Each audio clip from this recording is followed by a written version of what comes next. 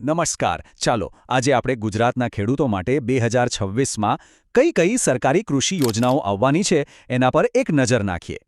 તો સવાલ એ છે કે 2026નું વર્ષ ગુજરાતના ખેડૂતો માટે કઈ નવી તકો લઈને આવી રહ્યું છે, કયા લાભો મળશે, કેવી નાણાકીય સહાય મળશે, જેથી ખેતીને વધુ ફાયદાકારક બનાવી શકાય. ચાલો આ બધું જ સમજીએ. આજે આપણે મુખ્ય 4 બાબતો પર વાત કરીશું. પહેલું, પશુધન અને સિંચાઈમાં મળતી મદદ. બીજું, ખેતરની સુરક્ષા માટેની યોજનાઓ. ત્રીજું, આધુનિક ખેતીના સાધનો માટે શું સપોર્ટ છે. અને છેલ્લે, આ બધાનો લાભ લેવા માટે 2026માં આપણે શું પ્લાનિંગ કરવું જોઈએ. તો ચાલો શરૂ કરીએ પહેલા વિભાગથી. વાત કરીશું ખેતીના 2 સૌથી મહત્વના પાયા એટલે કે પશુપાલન અને પાણીના મેનેજમેન્ટની. એમાં સરકાર તરફથી શું મદદ મળી શકે છે.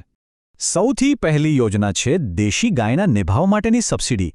આ એ ખેડૂતો માટે છે જેઓ પ્રાકૃતિક ખેતી કરે છે અને દેશી ગાયો રાખે છે. અને આ યોજનામાં મળે છે શું? તો દરેક દેશી ગાય દીઠ દર મહિને સીધા 900 રૂપિયાની સહાય મળે છે. દર મહિને પણ હા, આ સબસિડી લેવા માટે 2 વસ્તુઓ જરૂરી છે. એક તો ગાય પર સરકારી ઇયર ટેગ લગાવેલો હોવો જોઈએ અને બીજું, તમારી પાસે પ્રાકૃતિક ખેતીનું સર્ટિફિકેટ હોવું જોઈએ. અને આનો સમય નોંધી લેજો. આ યોજના માટે અરજી કરવાનો સમય છે મે મહિનાથી લઈને જુલાઈ મહિના સુધી. હવે પશુપાલન જેટલું જ જરૂરી છે પાણીનું યોગ્ય વ્યવસ્થાપન. તો આપણી બીજી યોજના છે ટપક સિંચાઈ સિસ્ટમ માટેની સબસિડી. આનાથી પાણીનો જબરદસ્ત બચાવ થાય છે અને સરકાર એને લગાવવા માટે મદદ કરે છે. તમે જુઓ, આમાં અલગ અલગ કેટેગરી છે. જે નાના અને સીમાંત ખેડૂતો છે, એટલે કે જેમની પાસે 2 હેક્ટરથી ઓછી જમીન છે, એમને 70% અથવા 80,000 રૂપિયા સુધીની સબસિડી મળે. મોટા ખેડૂતો માટે પણ 70% છે, પણ લિમિટ 70,000 રૂપિયા છે. અને હા, SC/ST કેટેગરીના ખેડૂતો માટે તો 85% અથવા તો પૂરા 1 લાખ રૂપિયા સુધીની સહાય છે. આ યોજના માટે GGRCના પોર્ટલ પર ઓનલાઈન અરજી કરવાની હોય છે. તો અરજી કરતા પહેલા તમારું આધાર કાર્ડ, જમીનના ડોક્યુમેન્ટ્સ, લાઇટ બિલની કોપી અને પાણીનો સોર્સ કયો છે એની વિગતો તૈયાર રાખજો. એટલે કામ ફટાફટ થઈ જાય. અને એક સૌથી સારી વાત એ છે કે આ યોજના માટે કોઈ ચોક્કસ સમયગાળો નથી. આખા વર્ષ દરમિયાન ગમે ત્યારે અરજી કરી શકાય છે. એટલે કોઈ ઉતાવળ નહીં. ચાલો હવે વાત કરીએ બીજા ભાગની.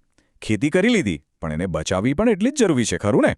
તો હવે જોઈએ ખેતર સુરક્ષા યોજનાઓ, જે પાકને જંગલી જાનવરોથી બચાવવામાં મદદ કરે છે. ખેડૂતોને સૌથી મોટી સમસ્યા હોય છે જંગલી ભૂંડ અને રોઝની. પાકને બરબાદ કરી નાખે છે. આના માટે જ સરકાર ખેતરની ફરતે કાંટાળી તારની વાડ બનાવવા માટે સબસિડી આપે છે. હવે આમાં સબસિડી કેવી રીતે ગણાય છે એ સમજી લો. 2 ઓપ્શન છે. એક, દર મીટરે 200 રૂપિયા અને બીજો, તમારા કુલ ખર્ચના 50%. આ બંનેમાંથી જે રકમ ઓછી હશે એ તમને સબસિડી તરીકે મળશે. હવે જે ખેડૂતો પાસે 2 હેક્ટરથી ઓછી જમીન છે, એમને એમ થાય કે આપણને લાભ મળશે? તો હા, બિલકુલ મળશે. તમારે બસ આજુબાજુના બીજા ખેડૂતો સાથે મળીને એક ગ્રુપ બનાવવાનું છે, એક સંમતિપત્ર તૈયાર કરવાનું અને પછી ગ્રુપમાં અરજી કરવાની. એકદમ સરળ છે. આ વાડવાળી યોજના માટે વર્ષમાં 2 વાર તક મળે છે. પહેલી વાર ફેબ્રુઆરી-માર્ચ મહિનામાં અને બીજી વાર ઓગસ્ટ-સપ્ટેમ્બરમાં. તો તમારી અનુકૂળતા મુજબ અરજી કરી શકો છો.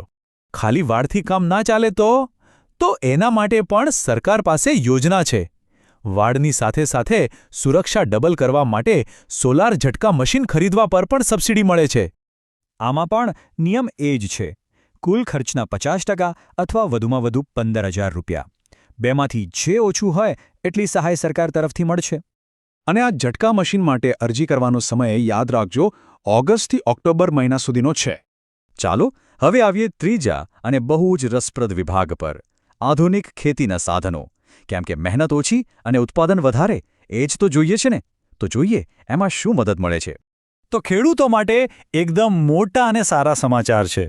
સરકારે હમણાં જ 20થી 60 હોર્સ પાવરના ટ્રેક્ટર પર જે સબસિડી મળતી હતી એમાં વધારો કર્યો છે. હવે જો તમે સરકાર માન્ય ડીલર પાસેથી નવું ટ્રેક્ટર ખરીદો તો તમને પૂરા 1 લાખ રૂપિયા સુધીની જંગી સબસિડી મળી શકે છે. આ બહુ મોટી રકમ છે.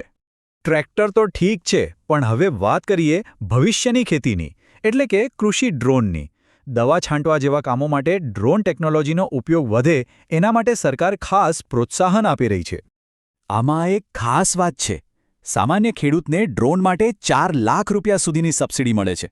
પણ જો કોઈ યુવાન ખેડૂત એગ્રીકલ્ચરમાં ગ્રેજ્યુએટ હોય તો એમને 5 લાખ રૂપિયા સુધીની સબસિડી મળે છે. આ એક બહુ મોટું પ્રોત્સાહન છે ભણેલા યુવાનો માટે. અને ટ્રેક્ટર અને ડ્રોન આ બંને યોજનાઓ માટે અરજી કરવાનો સમય એક જ છે, મે થી જૂન મહિનો. ઓકે, તો આપણે બધી યોજનાઓ તો જાણી લીધી, પણ હવે કરવાનું શું? ચાલો હવે આપણે એક એક્શન પ્લાન બનાવીએ. આ રહ્યું 2026નું અરજી કેલેન્ડર. એકદમ ટૂંકમાં વર્ષની શરૂઆતમાં ફેબ્રુઆરી-માર્ચમાં કાટાળીવાડ માટે અરજી કરી દો. પછી મે-જૂનમાં ટ્રેક્ટર અને ડ્રોનનો વારો. એ પછી તરત મે-જુલાઈમાં દેશી ગાય માટે. ઓગસ્ટ-સપ્ટેમ્બરમાં ફરી વાડ માટેનો બીજો રાઉન્ડ આવશે અને ઓગસ્ટ-ઓક્ટોબરમાં સોલાર ઝટકા મશીન માટે. અને હા, ટપક સિંચાઈ માટે તો આખું વર્ષ છૂટ છે. તો હવે સવાલ એ છે કે શું આ બધી તકોનો લાભ લેવા માટેની તૈયારી છે? પોતાના ડોક્યુમેન્ટ્સ અત્યારથી જ તૈયાર કરી લો. સમયસર અરજી કરવાનું પ્લાનિંગ કરી લો, જેથી 2026માં આવનારી આ સરકારી યોજનાઓનો પૂરેપૂરો ફાયદો ઉઠાવી શકાય.